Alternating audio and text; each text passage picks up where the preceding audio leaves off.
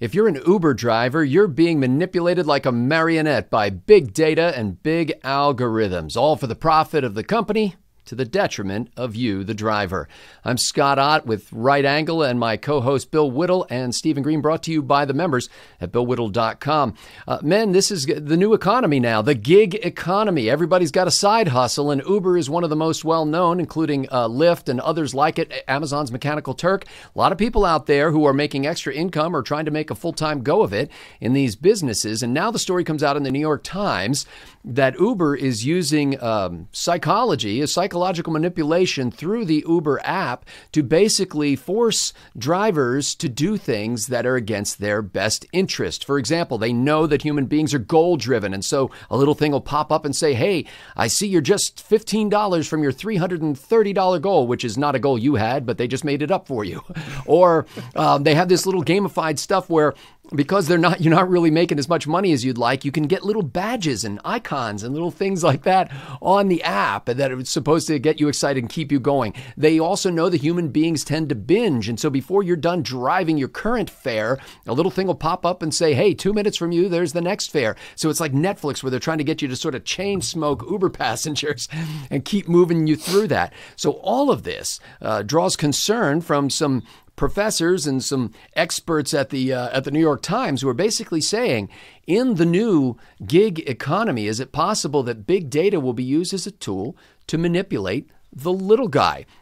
Bill Whittle, I know you've said that you occasionally take Uber when it's utterly impossible for you to drive your Camaro. But how do you feel about this idea that these people are being controlled from above, so to speak, and being psychologically manipulated?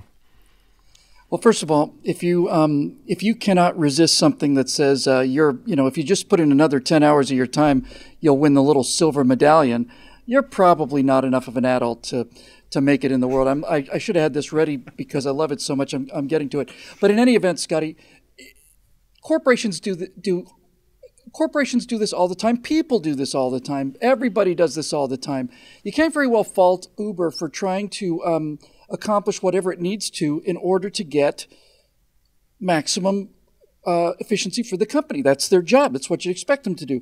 And if the driver feels like this is too much intimidation and he wanted to go home, but the little thing said 330, you're almost there, and he went, then probably not ready to have your own gig type job. Reason I was looking though is because you're talking about the Amazon and how all of this stuff is connected together and all of this binging and so on.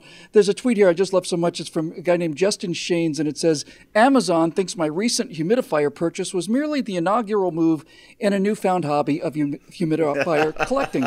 And it's so true. And so the reason I bring that up is this. What he's referring to, and if you haven't had this experience, it's a bit shocking. You buy something online, you buy a lamp, let's say, from Amazon. And then everywhere you go, Instapundit, all around the web, everywhere you go, there's ads for lamps. And it's manipulation as well. And it's a little alarming, but this is the digital age. This is sales. So I don't have any problem with this at all. None whatsoever.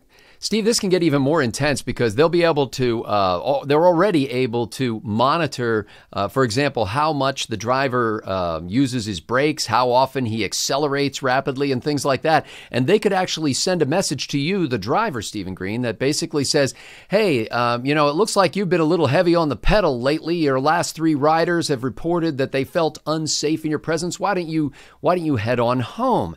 And in addition to that kind of manipulation, there is the manipulation that Bill pointed out, where it is they want the drivers to all be in an area where there are likely to be a lot of fares. But the more drivers get there, the less work there is for each individual. Also, Uber is motivated to keep a fare surge from happening, because if there aren't enough drivers in the area, the fares actually go up, and it's not as profitable for individual drivers or for Uber overall, because people then don't ride because the fares have gone too high. So anyway, all of this stuff's going on in the background in a way that you, the driver, aren't even aware of it, Steve, and you are you're a puppet on a string. Is that okay with you?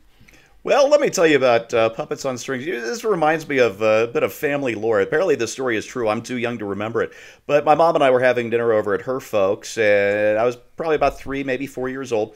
And my favorite vegetables back then, and still one of my favorites now, are lima beans. And so apparently I was saving them for last. I wasn't eating my lima beans.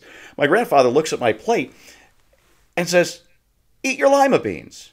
And I look at him and I say, "Why?" And he says, "Because I told you to." At which point my little 3-year-old hackles got up. And apparently I made this big show of not eating my lima beans, like hovering the fork over them and then going for the pork chop, right? And my grandfather then tells me I'm not going to leave the table until I've eaten my lima beans. And I keep not eating my lima beans. 20 minutes later, my grandmother leaves the table just in tears as I'm sitting there not eating. Another half hour after that, my mom leaves the table in tears. Can't believe this little 3-year-old boy is sitting there not eating his lima beans.